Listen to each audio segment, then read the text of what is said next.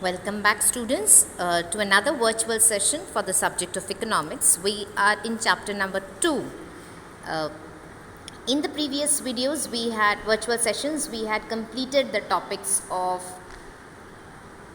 the factors of production. Now we move on to trade cycle.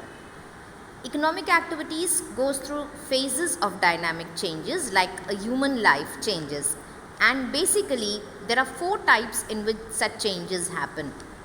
The changes are irregular changes, seasonal changes, long run regular trend, and long run dynamic changes. All these changes are cyclical in nature. Now let us look into each one of them. The first one being irregular changes. Now irregular means something which doesn't happen very regularly. It happens sometimes accidentally. And when accidental changes occur in an economic activity, like you talk about the flood, the famines, the storms, fire, etc. So such accidental changes, they have an impact in the economic activity in the short run, and sometimes because of that irregular changes, it also happens that in the long run also there is an impact, like the recently affected corona attack. So because of it we can find the economic activity being impacted in the short run as well as in the long run also. So these changes may generally occur and have their impact in some sectors or in some regions of the economy only.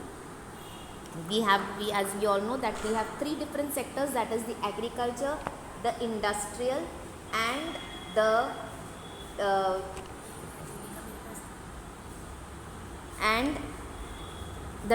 service sector.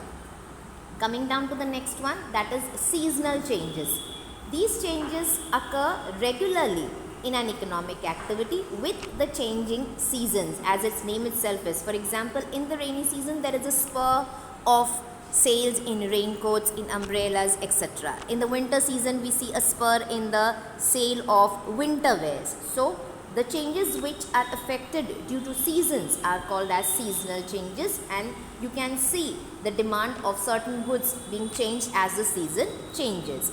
In the long run regular changes, that is the third one, there is a certain direction in the form of trend, and these are directional changes which occur in an economic activity. Like you can see sales trend. Right now the sales, you can see the spur of sales because of the corona attack in the mask, in the sanitizers. So this is a sales trend that is happening because of an act, you can say, or because of the attack of COVID-19. So you can see that there are certain regular sales trend. If it happens, then we tell it as a long run regular changes. Coming down to cyclical changes, dynamic fluctuations arising in an economy over its long run growth, which leads to an upward swing in the growth of economic activity, and at times it falls also, that is a downward swing. They are called as trade cycles, and these trade cycles are cyclical in nature. That is, sometimes we have a good upward growth and sometimes there is a downward falls also.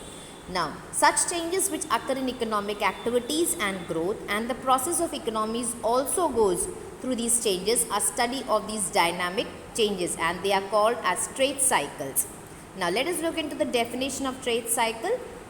There are 2 definitions that are given in your textbook. The first one is, the trade cycle is an interval that embraces alternative periods of prosperity and depression. Now alternative means one after the other.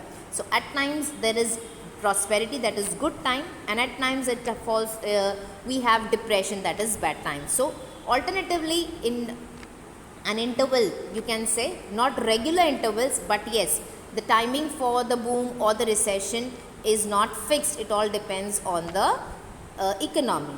According to Hawtrey, the second definition that is given in your textbook is, trade cycles are continuous phases of good and bad changes occurring in the economy. The characteristics of a trade cycle. There are 4 characteristics which are depicted in your textbook. The very first one is that the trade cycle shows us dynamic changes which happen in the economy. The second one is we can see the positive and the negative changes because of the trade cycle in an economy. That is, when there is boom, we see a positive change. When it moves down to recession and depression, we see a negative change in the economy. And again, the fourth phase, that is recovery, we see a positive change again. Now, these changes arises because of several factors, maybe internal as well as external, like policy changes, because of natural changes in the seasons, etc. So you can see that several factors affect the phases of a trade cycle, and trade cycle has various phases, and each phase does not last in for a uniform period of time. It's not like that for every 3 months we will have boom, for every 3 months we will have recession. It all depends on the people of the country and how fast the economy comes back on its feet with positive attitude, that we can have a boom stage. So there are 4 different phases of trade cycle. First one is boom, the second one is recession, the third one is depression, and the fourth one is recovery. Now let us look into each one of them. A full trade cycle has got 4 phases. Now when we say boom, this is a period where the economic activity reaches the maximum growth level in a given time period. Trade cycle is a wave-like movement where we move from one phase to another. It is an asymmetrical, which means that each phase does not last for equal time. The phase of prosperity is slow, whereas the phase of depression is rapid. In the boom period, we can see it can be called as a prosperity period or at a peak period also. It is a state wherein the real income, the employment are very high. There are no idle resources, no wastage of materials, rise in wages, prices, profits, etc. The demand at this particular stage is at the highest level. There is optimism everywhere, and so this is a very good stage. Moving down to the second stage, that is recession. This period follows the period of boom. A slowdown occurs in terms of investment, employment and production. Because of fall in employment, it leads to fall in income, expenditure, prices and profits. The state of recession ends or leads to depression. During the depression stage, there is a further slowdown in this particular from the recession phase, and this phase continues to cause a depression when all activities reach at a minimum level under these circumstances. During this phase, the level of economic activity is extremely slow. This falling of real income, production, employment, etc. reach a minimum level. At this stage, the confidence of buyers, the producers and investors are at the lowest. All the sections of the people suffer. During this phase, there may be closing down of business firms. Consumers start expecting further downfall in terms of prices, and so they reduce their demand, which leads to a downfall in production. And when there is a downfall in production, the employment opportunities also slows down. So we can see that in the depression stage, there is a slowdown entirely. Coming down to the last stage, that is the recovery. This stage denotes the turning point of business cycle from depression to prosperity. In this phase, there is a slowdown in output, employment, income and price. The demand for commodities go up.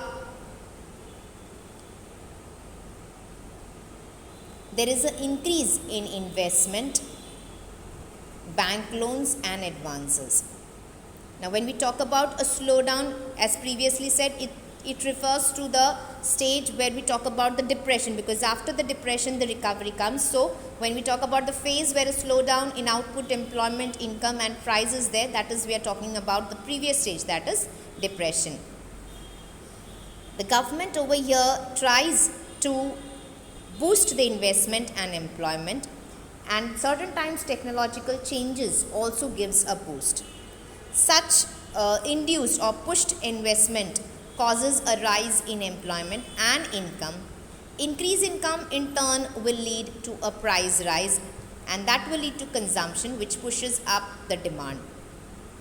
Further, eventually the prices start rising to increase the profits. Investments also increases, except employment opportunities will also increase.